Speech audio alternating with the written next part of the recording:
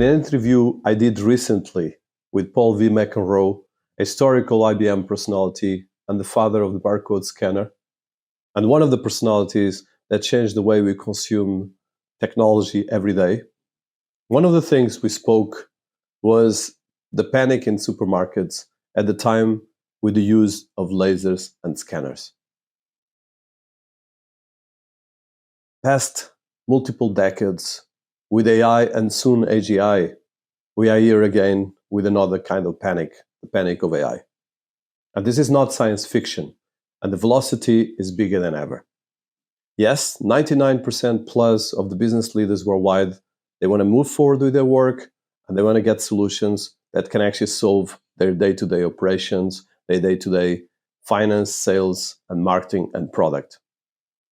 But what can we do as business leaders to improve the way we deal with AI, the way we deal with these technologies that are fast disrupting everything we do? This is a major responsibility for any business leader, and this makes us understand that we have actually to get prepared, and we need to be aware where we're going. The critical now is how we can actually manage governance, how we can actually manage this evolution, revolution, and can we create the best process and guidelines and ecosystem to make us strong and deal with this. IBM was one of the first global corporations leader in AI, and the last 100 years have been bringing a lot of products. Watsonx is one of the top products in the AI worldwide that combines AI and data platforms with 3 core components and a set of AI assistants designed to help you scale and accelerate the impact of AI with trusted data across your business. I have the pleasure to interview today Nick Otto. It is the head of Global Strategic Partnerships of IBM, with over 15 years of cross-industry experience helping clients on their transformation journeys. Nick's passion is grounded in partnering with customers to understand and align corporate strategy imperatives to technology transformation. His experience with IBM Consulting, as well as internal IBM Corporate Strategy, spans multiple functional areas including product, ecosystem, finance, sales, talent, and operations. As the head of global strategic partnerships for IBM, Nick is responsible for leading the largest and most strategic relationships in the IBM global ecosystem. This responsibility spans all ecosystem motions, including sell, build, and service in IBM multi-billion-dollar partner ecosystem. Previously, Nick was a partner in the IBM Consulting, focused on data and AI, and prior to that, a leader in IBM Corporate Strategy and Chief Analytic Offices, driving IBM internal transformation with a priority focus in sales and execution.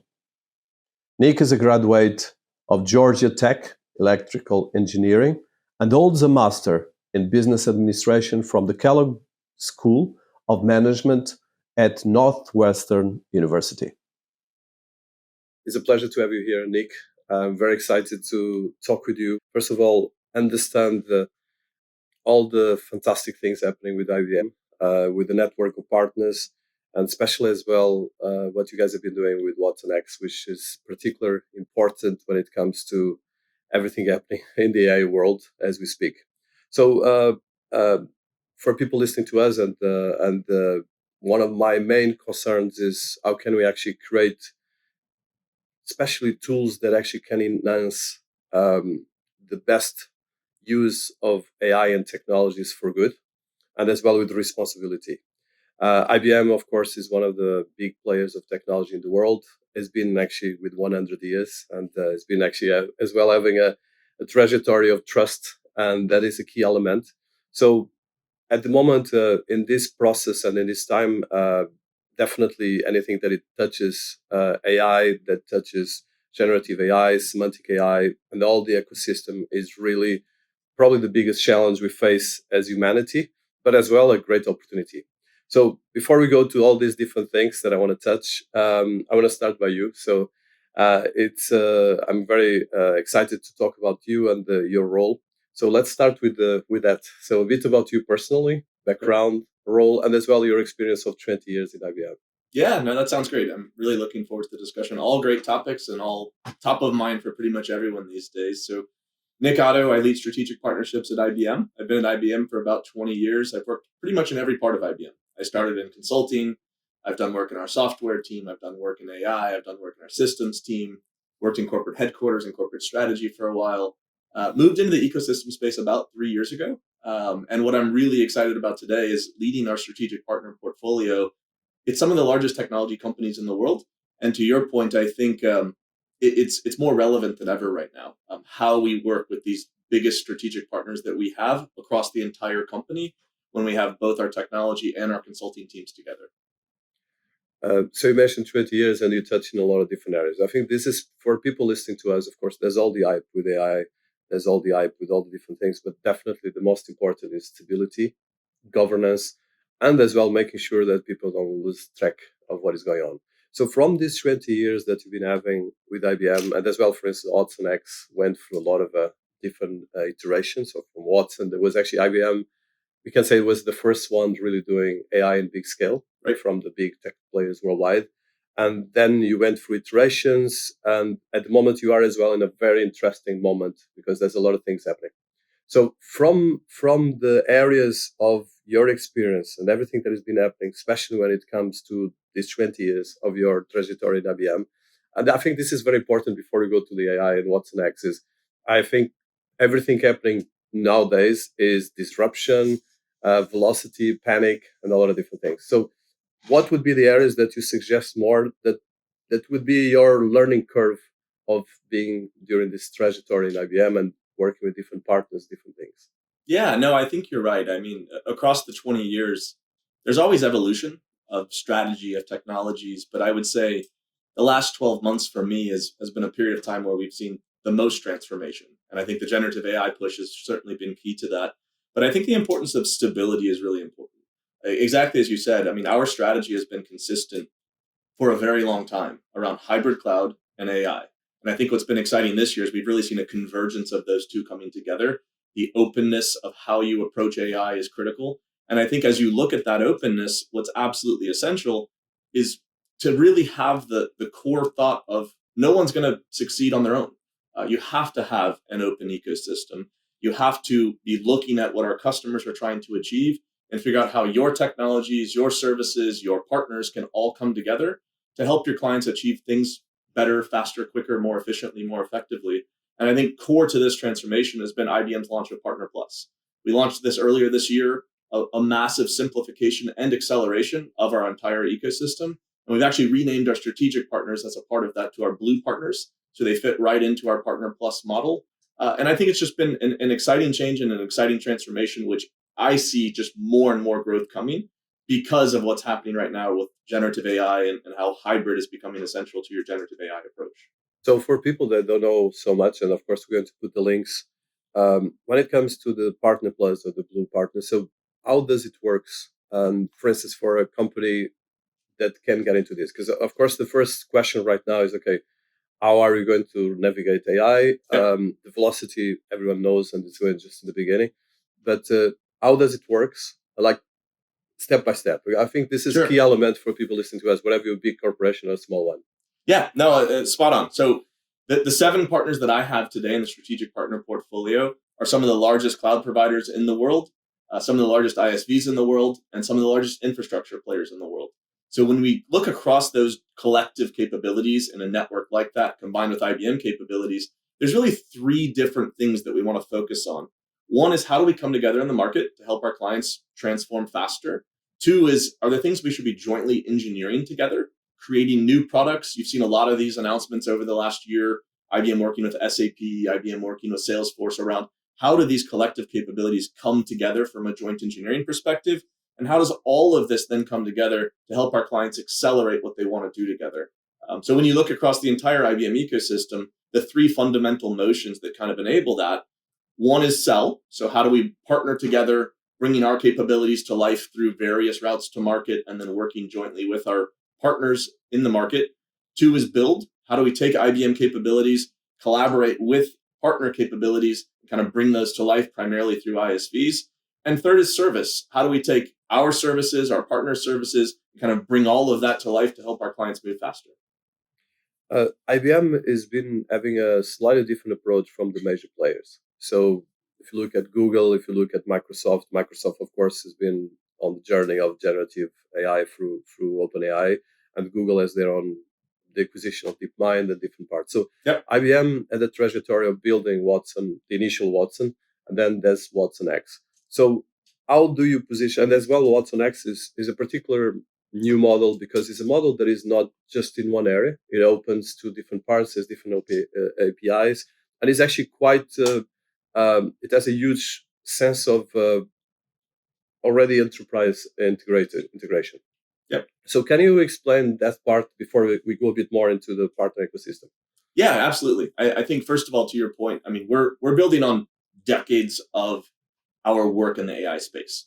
Generative AI is kind of the next phase, but so many of the learnings that we've had over the previous decades has allowed us to really come into this area in a thoughtful approach.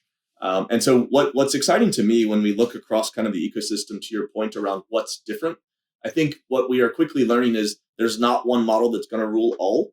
We're all looking for an ecosystem of capabilities to come together that's accurate, scalable, flexible, most importantly, trusted. And I think what we've done and how we've approached Watson X with the three different components is one, we have .ai, which is all around training, tuning, getting access to foundation models that are IBM's. We launched a few weeks back our Granite series of models coming with indemnification, which is an incredibly unique approach. Working with open source models that are out there, working with models that our customers have chosen to use that they might have built on their own from other partners. And I think that's kind of item one that's really unique, is approaching this from a multi-model perspective and allowing customers to get insights from various models. How does all that come together? How do you train it? How do you tune it? The second is around .data. So Watsonx.data is all around how do you get access to various data sources that you might have around your enterprise. Again, in a very hybrid approach, it might be in public clouds, it might be on-prem. How do I unify that data together with Watsonx.data to be able to get insights? And then third, and most importantly, .governance. This is really all around how do I take this hybrid estate across all of the various players, things I built internally, things I've maybe purchased, things that I've used open source, bring all of that together to understand where my recommendations are coming from. How do I fully explain them? Are the insights that are coming out accurate, valuable? All of that coming together is really core to our approach and our hybrid open approach, which, as I said, we're seeing a huge convergence between our hybrid cloud strategy and our AI strategy right now, where all of this is coming together in a very unique way, which, to your point, I think is pretty differentiated in the market. So this differentiation and the velocity that happened, especially in the last couple of months and last year, but with what happened with OpenAI, in particular in ChatGPT, is that it's already right now. First of all, there's a series of disruption in the sense of a lot of startups have been disrupted even from the last release of ChatGPT 4.5. Absolutely. So from this part, so definitely, like you mentioned, there's the hybrid cloud models of data, there's the partner ecosystem, and then the Watson X. So on these three levels, how do you combine these three things? So for instance, if I'm a startup and I'm working, at the moment, most of the startups are picking APIs wherever they pick, and they go for that. Yep. But if you are a big corporation, of course, like you mentioned, you guys work with SAP, SAP, and a lot of others. How do you combine the big scale ones and the innovation and disruption that come from the small ones? Because that's probably the biggest element, is how we can actually keep coping with stability and disruption on the other side. I think that's back and that's core to really our entire strategy around how we're approaching Watson X. We think there's value to come from OpenAI and some of the big models that are out there. A lot of great consumer use cases, customer use cases where you can get value from those large models. However, to your point, there's a huge spectrum of use across a wide array of different types of companies. So what we want to do is make sure that we have the flexibility for our customers and our partners to get access to the various capabilities. How do all those capabilities come together? Again, things that you've built, things that you've bought, things that you're using from an open source perspective. How does all of that converge? And then most importantly, and I think this is getting to your point as well, how do you get value out of it? And that's one of the most important things, at least in client discussions I've been in. There's lots of technology discussions. It's which model should I go with? What's the right tooling? What's the right cloud to go with? I think where I'm quickly seeing the discussions transition is how do I make sure I'm getting business value from all of this? And how am I doing it in an efficient way? And I think cost is another really interesting element to this whole narrative that wasn't there in the beginning. Everyone was just moving as fast as they could, building bigger and bigger models. Then you start to think about efficiency. And I think the transition to value is really driving that. So most of our discussions today start with value. And we're really seeing a few key use cases come out around it. One is application modernization, a very straightforward approach to how do I modernize legacy code as I'm shifting to my new infrastructure. Really powerful generative AI use cases in that space. And our Watson assistant or our Watson code assistant can help you kind of accelerate that journey. Two is around customer care. How do I, again, take all the insights that I'm getting from the AI work and be able to transition that into driving productivity with Watson Assistant? We're able to, in many cases, automate and drive efficiency into HR use cases.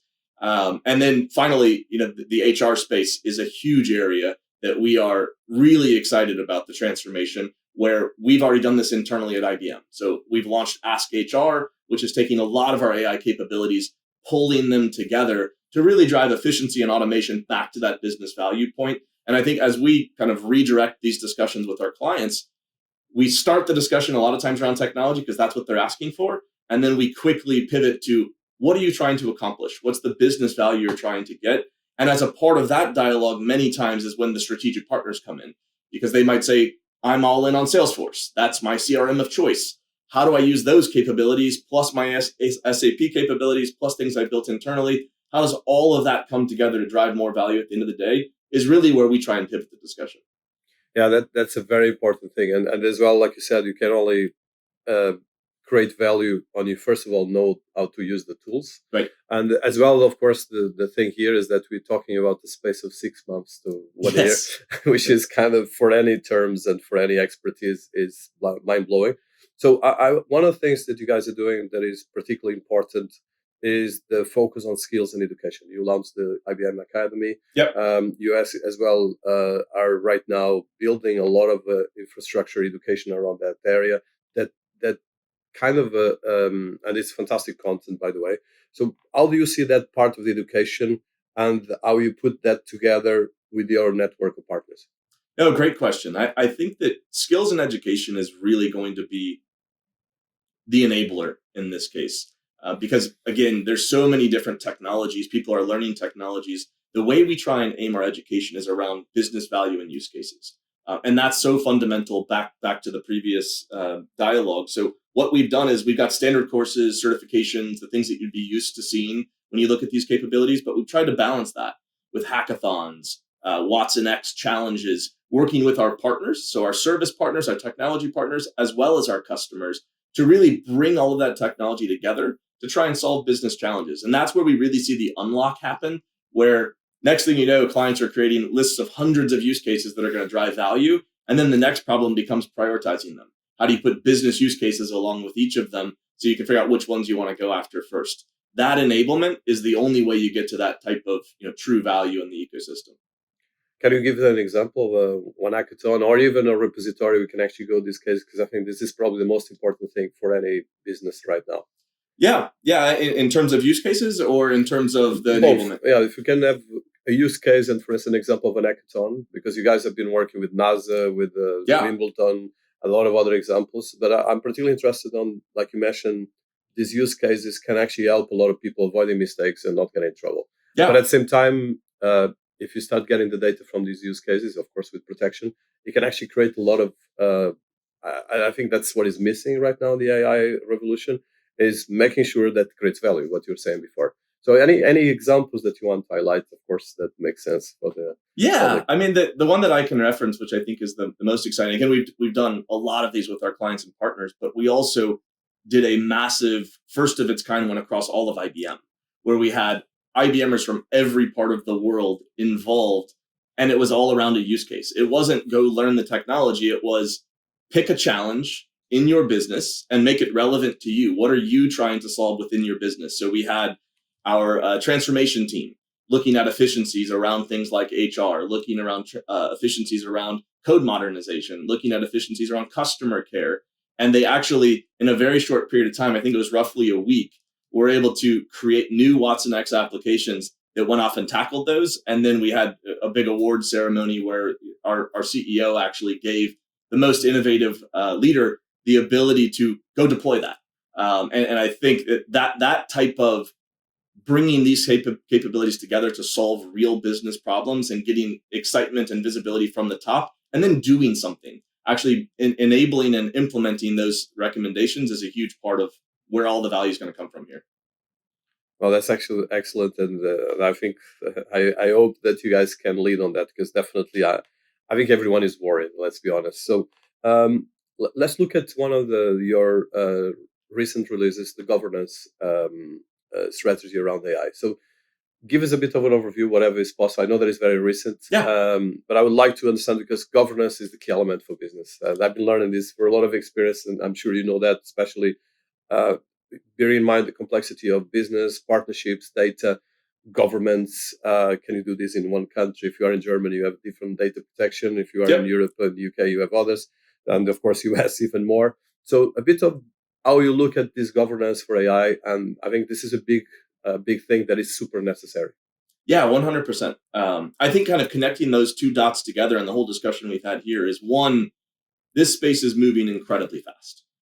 And I think as things move fast, people lean in fast as well. So they might let's go out and get a whole bunch of capabilities from all types of different vendors and have all different silos of generative AI work happening across the company. That's a very natural approach and response, is people put activity around that type of energy.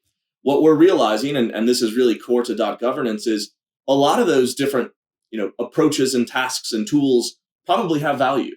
But how do I make sure that I'm actually, one, tracking that value, two, I know where the insights are coming from. And I think my favorite of everything is, and this was a line we've used in a lot of the discussions around this, is how do I have a nutrition label for my AI to know where it came from? Is it healthy? Is it unhealthy?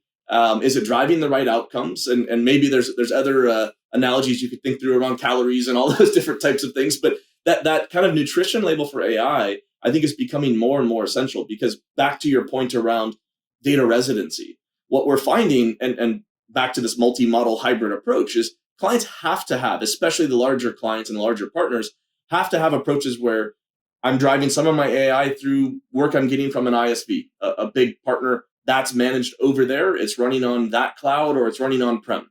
I'm doing a bunch of internal work where I'm trying to revitalize or change or modernize this part of my business. That data, it has to stay resident to geography X, whatever that may be. I've got another approach over here where people are exploring with various native cloud opportunities. I've got this piece over here. That is continuing to kind of proliferate, and we're seeing a lot more of that as we move forward, that a single solution is not going to work, which is, again, why the importance of partners comes in. But if you think about the complexity of a hybrid environment like that is driven by the essentialness of how enterprises operate, governance becomes even more important. So when we get to the end of the day, when I'm the consumer of generative AI, whether that's, again, customer service or code modernization, whatever the examples may be, and there's lots more coming every day, I need to make sure I'm comfortable and I trust where that came from across this incredibly hybrid estate. And so we're going to continue to lean into the governance space more and more. And I think that the two differentiators that I think are so important around how we've approached this is, one, enabling hybrid, understanding there's going to be on-prem needs, there's going to be cloud needs, there's going to be a lot of players in these spaces, including a lot of my strategic partners. And then two, the importance of governance, making sure that wherever my insights come from across that hybrid estate, I can understand where they came from. So coming back to your partner ecosystem, so you have the partner ecosystem, you have this governance, and I like the metaphor of nutrition. And I think it's very relevant. So because you can get obese, or you can actually kill yourself. Right. We hope not. But so coming back to the partner ecosystem. So how do you envision this? Because the point right now is that we are in a sandbox period. At the end of the day, lots of exploration. Exactly. But at the same time, the disruption is already at the level that unparalleled in any kind of stage of technology that we have. For instance, I always use the barcode. I remember interviewing your former personality that created the barcode, and Paul McEnroe of V. McEnroe. One of the things he said, that at the time when the barcode was launched, actually in the supermarkets, there were supermarkets that panic, and there was a lot of things. So we're still not in the panic because AI is right now still kind of seen like magic. Yep. But when it comes to your partner ecosystem, so are you trying to do so the data part and the cloud computing models? You guys have a quite maturity on that. Right now, the point is that we integrate the generative AI and all this chatbot kind of magic, whatever. Actually, OpenAI ChatGPT has been talking about the magic element, and the last couple of weeks there was actually a lot of things on that direction. But coming back to the partner ecosystem, Yep. the compliance, and as well the sandbox, how you combine the three things, because I think that's a key element to keep the innovation. And there's a lot of discussion even with your CEO. And I'll go, should you guys go faster? Or because if you go fast, you break, but you have other opportunities as well. But at the moment, I think everyone is facing the same challenge. The large language models are working. There's kind of sentient approach towards these large language models. But you need hundreds of millions of dollars to reach this. And Right. there's probably 3-4 players in the world that have capacity for that. And I'm not even talking about the non-tech players, which is probably another scary part. But coming back to the partner ecosystem, how do you combine innovation, sandbox, compliance, and as well the cloud computing, more traditional data that most of the companies have to manage, especially if you are a medium high-side company? Great. No, I think you're exactly right. That balance between speed and governance and trust is something we work on every day because we want to move fast. We want to keep up with our customers, but at the same time, we have to do it one with trusted partners, which is the set of partners that I work with and a lot of our business partners across the business. But I think to your point, how do we kind of make sure that what we're doing can be one run in the environments that our clients may want to run. So for example, when we launched Watsonx.data, day one, that also launched on AWS. So making sure, working with AWS, that the product's optimized for that environment, working with the native cloud providers to make sure that as we launch our on-prem versions, they can run on-prem, they can run in an optimal way with the hyperscalers. That kind of run aspect is one. But two, openness is really critical here. So one of the examples with Salesforce is as we build our models, as we have Watsonx.ai, you can also tune and train models and then implement that into the bring your own model approach and strategy with Salesforce. So I think that there's probably 3 different categories of that collaboration where the trusted partner is essential. One is being able to allow clients to run things where they want to run it to achieve what they're trying to achieve. Again, cloud, on-prem, whatever that hybrid environment might look like. 2 is how do we make sure there's interoperability, that the things we're building, you can tune, you can kind of go back and forth with different BYOM approaches. And then 3rd is technologies coming together. And that's like the SAP example we talked about earlier, where how do you take partner technologies and IBM technologies and make sure that they're even more beneficial and trusted when they come together. Those are kind of the 3 different flavors with the partners that I have that we're seeing a lot of really exciting things happen. Oh, that's excellent, and I think that's probably where the industry needs to go. One of the things I want to touch, and this is probably just in the continuation, is so when it comes to regulation, and we talk about governance, but governance is one thing, regulation is another one. You guys are, of course, one of the biggest tech companies in the world, and you are US based. Europe is trying to create regulation. I think China of course, is open, but Asia there's a lot of different velocities. Right. So in terms of you have a global one. I think one massive opportunity that there is your network of global players. You mentioned SAP, you mentioned Salesforce, but there's a lot of other partners around the world. So from this level of partnerships and the regulation, are you as well involved with discussions? Do you think to bring that to the partners? Because that's one advantage of being part of an ecosystem like yours is we know that we're not going in the wrong side of the road, because that's a big urgency right now, especially when it comes to partnership ecosystem. Yep. I want to touch a bit the regulation part, if possible. I think what's exciting about the partners that I work with is the market kind of pervasivity that they have. To combine, the partners that I work with drive $1 trillion in IT spend globally.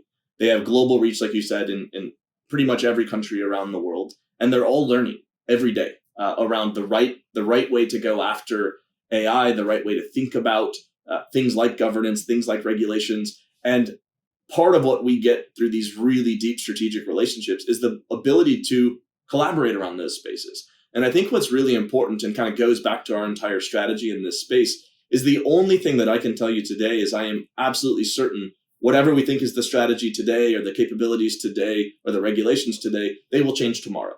And I think as we design for working in this ecosystem and in this environment, we're designing for that change and being able to collaborate with our partners and be able to provide the various options and approaches, again, back to kind of the hybrid multi-model approach that can drive the best cost efficiencies, that can align with whatever data regulations that might come out in the future. And how do I have the ability to have that flexibility and that openness in my approach instead of an all-in on a single big model approach? It's a huge differentiator in how we're really partnering across my entire ecosystem. Is how do you take those learnings, be prepared for change, and constantly work together to figure out how you want to evolve.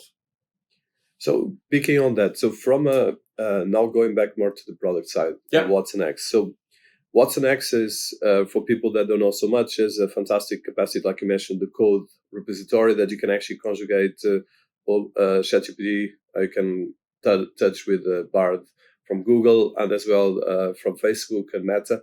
So how you're going to be coordinating these different areas, and what is the kind of the opportunities that you are building specifically in building your own IP in terms of generative AI, and as well how you are on kind of GPT or kind of more interactive question and answering, whatever we describe the way AI is evolving.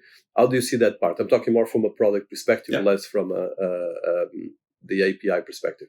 Great question. I think, one, we have the very targeted use cases and we continue to bring out those products that are going after a particular space. I mentioned what we're doing around Watson Code Assistant. That's a super targeted use case, taking advantage of generative AI. Two, the work that we're doing around customer care. Watson Assistant is all about customer care. How do you help accelerate customer care? Three is really targeted at HR and kind of the Ask HR use cases using some of our Watson Orchestrate capabilities to automate workflows.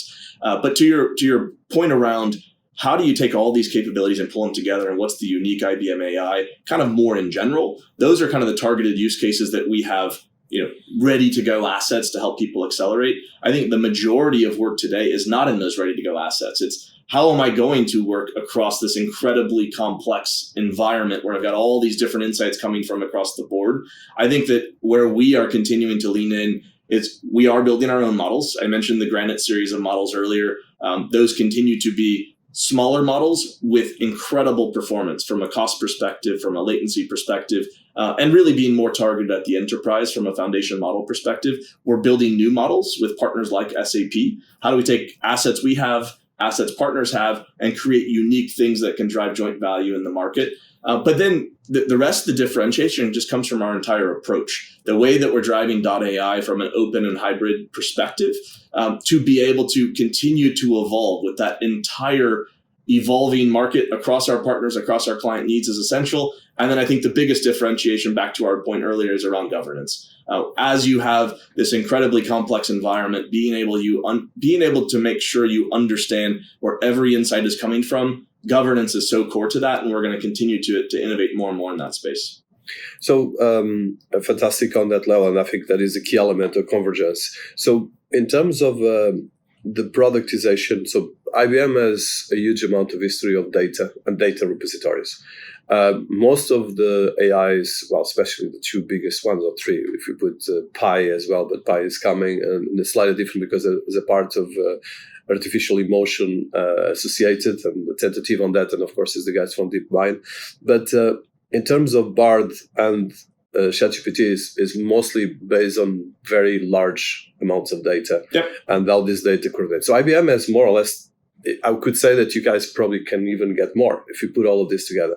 Is there any idea to create like a counterbalance? Because one of the things that is happening, especially with ChatGPT, and actually even with Google Bard, is that most of these large language models is mostly distilling data from everything they can. And that is where the governance starts, because if you are a creative and you saw what happened with Hollywood, and you guys have a lot of experience in sports with Wimbledon and even with NASA, with weather, you mentioned HR. So in the end of the day, is there a way, and I'm trying to be creative here, but I think it's a key element for me for the element of partnerships is there a way to create a combination of these large models that you guys have access, but try to create something more positive and less kind of kamikaze in the sense that where we're going right now? Yeah. Because at the moment there's a big risk of going kamikaze. And as well, I'm not talking about the sentient part because that's another element, but right. I'm talking pure on using these elements to empower the model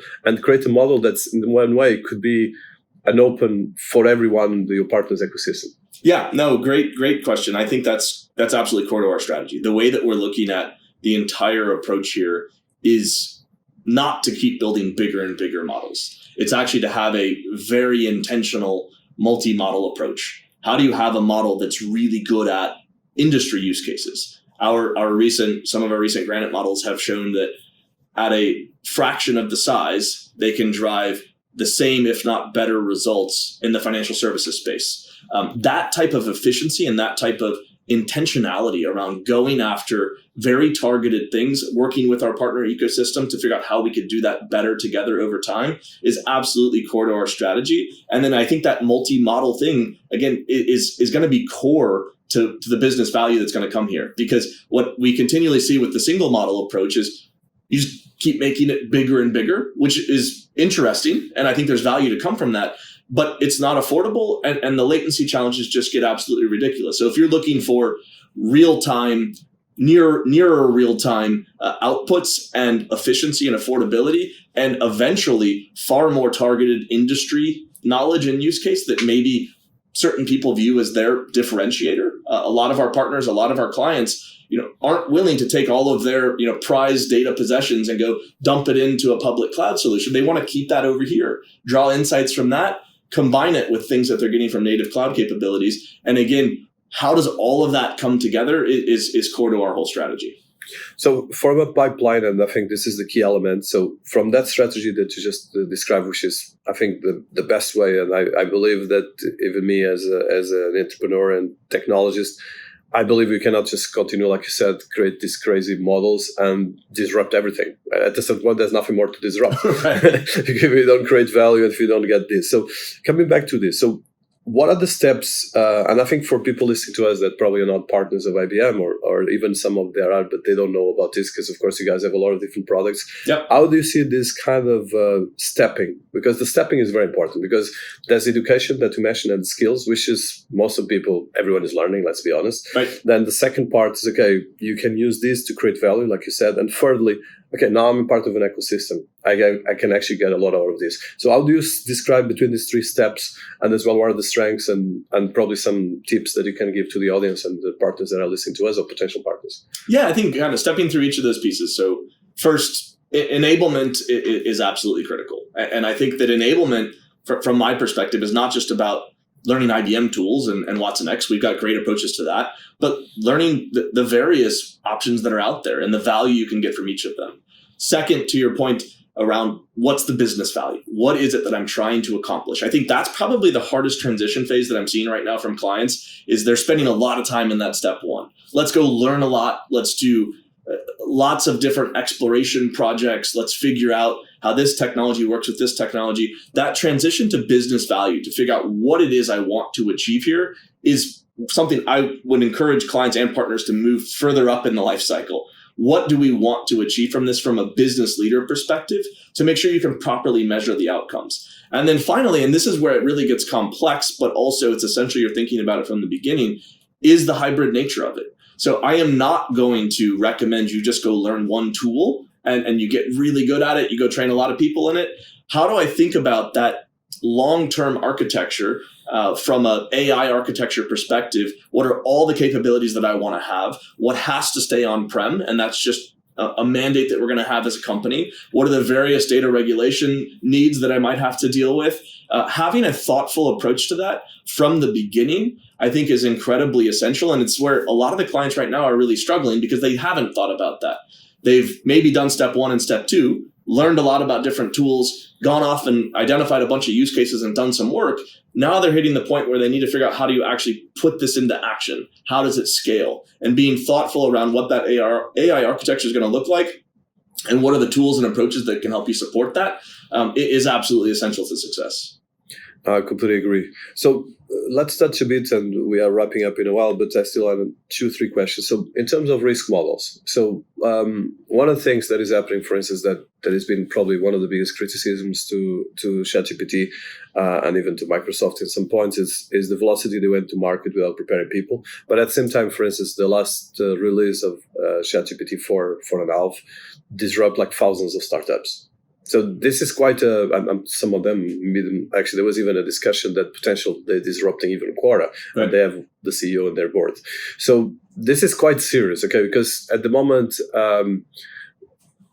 with the velocity, and one thing is the models we're talking about, but the biggest risk for companies, is this going to kill my business? And especially if you're in tech or cloud computing, or even if you are doing consultancy related with tech, which is most of the companies around the world, let's be honest. So how do you see this, and how can you mitigate the risk? I know the governance is key, but you guys have experience of building very disruptive technology if you look at the last 100 years of history of IBM. And I think on that, there's a great case study. For instance, I mentioned the code, the barcode that created a lot of panic, but you guys as well went with the first computer with chess. You had all this history. So what that history of IBM can bring, and you have 20 years as well within the organization, because I think people need hope. They need, I would say as well, frameworks. Yeah. So I would touch a bit that, because I always want to be more positive. Although I have some days of panic looking at these things, but I'm very positive, and I would like to listen from that on that. I think that balance is absolutely essential, like, to move fast and try new things and explore, and in some cases, in certain parts of your business, move as fast as you possibly can. What we're going to bring to it when you start to work with enterprises is, how do you balance that with the things you need as an enterprise? How do you make sure that your business is not going to be disrupted? And how do you make sure that you're being incredibly thoughtful around what parts of that crazy fast innovation you actually want to incorporate into your day-to-day business model? Which is why I think what's interesting is, a lot of these early use cases end up being internal facing. So I mentioned HR. I mentioned some of the code acceleration around modernization. That's a great place to start because you're able to see how you can accelerate things internally and be able to figure out how you evolve your business. Where it starts to get really risky, and where we spend a lot of time with our clients, is when you start to get to your core business. If you are a customer service business and the first generative AI project you want to start with is, let's redo customer service and blow up everything, there's a lot of risk associated with that. So what we do is we work with clients to figure out, one, that's great, you're moving fast and you've got all of these special projects, but how do you balance that with keeping your business on the trajectory that everyone in your business wants it to be on? It is absolutely essential. And I think, to your point, our 100+ years of experience allow us to be thoughtful and intentional around that. Where, again, we're not saying we want to slow down. It's good to move fast in parts of the business, but when you get to your core competencies, you have to be incredibly thoughtful. And like you said, governance is important, but it's just kind of a fundamental from our perspective that goes with things. The places you target where to go apply generative AI are incredibly important. And if you're not thoughtful, like you said, it could be incredibly disruptive to your business. Yeah, I agree, and it's a key element. But I think a lot of work needs to be done on the education, on frameworks, and as well on the network. Yep. So coming back and wrapping up more right now, coming back to the partnership ecosystem that you guys are building, the Blue Partners. So for people, so tell us a bit, how do you right now, what's the journey? There's the present, and there's public information. We put the links, but I'm interested to see, okay, what do you want to do, for instance, the next 3 to 6 months, because you cannot talk about years when it comes to That's AI. Right now you can. so a bit of the journey that you are aiming, and how for people can be interested to be part of these startups that can be involved, or even other organizations that actually can get more information about that. Because of course, you guys, in terms of the Watsonx, has been something that you are right now pushing forward in terms of media. It was not so visible as it is now. So I would like to understand more for people to know where we're heading. Yes. All right. So I think from a strategic partner perspective, what I expect to see, like you said, in the coming months, it is very hard to predict beyond that, is one, more and more openness. So how do we make sure that our capabilities work with our partner capabilities? A lot of energy and effort going into that right now, because everyone's building their own capabilities. And our approach is, some of our partners are going to be the best at building capabilities within their software product, for example. Other examples might be, we are really good at a slice within that software example, and so let's take our capability and pull that in. So making sure that we have that openness and interoperability is going to be something that you see a lot more of in the coming months. Two is that second point I started to touch on, which is our capabilities and our partners' capabilities actually being put inside each other's products. We're seeing that as a huge opportunity. We have lots of exciting things happening where we might be deemed as being really good at this slice of the overall generative AI journey for a partner. So let's go take that capability and go do that for them. Governance is a key asset that you'll see a lot more of that. And then third is really making sure that, again, all of this comes back to business value. Even with our partners, we're seeing a lot of cases where they're going off and building capabilities and maybe haven't thought through the business value that comes with that. So we're working closely with our strategic partners as well to make sure, one, we have the openness, which ties into the hybrid aspect. Two, it's absolutely focused on taking the best of all the different capabilities in this multi-model world that we live in. And three, that at the end of the day, it's going to drive business value and that you can sustain that business value over time with all of the trust and governance that's essential in an enterprise. Fantastic. And I think that is the key element. So wrapping up, so one question for me, 2 case studies. Okay. So you have the experience of the partners and you have as well a trajectory of experience in a lot of different areas, cloud computing. Now we have generative AI, but there's as well, like you said, financial service, HR, and different areas. So let's look at 2 case studies. One case study is, okay, someone that is starting looking at generative AI and wants to do it right, or at least to avoid mistakes. And second case study is someone that is more medium advanced. So what would be the advice that you give in the context of your partnership ecosystem? So for a brand new partner or a brand new user who's just getting into the generative AI world, I think one is just making sure that they understand what they're trying to achieve. Again, I've probably said that way too many times during this discussion, but that is the biggest gap that I see when people first start in this space. What's the outcome that they're trying to go after? And then what are the tools, technologies, and approach to get me there? Which I believe, Watsonx is a great option to kind of pull in because of the hybrid, open, flexible approach that it offers over time. And then two, and this is, I think it applies both to the new user as well as the medium-term user, is to be prepared for change. You already hit on that earlier, but the approaches, the technologies, the tools, the regulations that apply today will absolutely be changing tomorrow. So as you kind of think about your strategy, where you want to lean in, I think it's incredibly important to make sure you have an open hybrid approach that you can evolve over time. And there's plenty of value to come from all of the different players across the ecosystem, but to make sure that your approach has that flexibility to allow you to evolve as the market evolves. That's great advice, and thank you so much, Nick. I have a lot of more questions, but I think I want to keep this. We can get some follow-up. No, definitely, and I think for people listening to us, definitely, I think, like you said, focus on value creation and focus as well on understanding what makes sense for your business, because otherwise you get entrapped, and that's the biggest challenge. Fantastic. So there's a lot of resources that you guys have. We're going to put on these lists here. It's been an honor to be here, and even for me, made me think in more down to earth. And I think it's very interesting and very powerful for everyone listening to us. Thank you so much. Thank you. I really enjoyed it.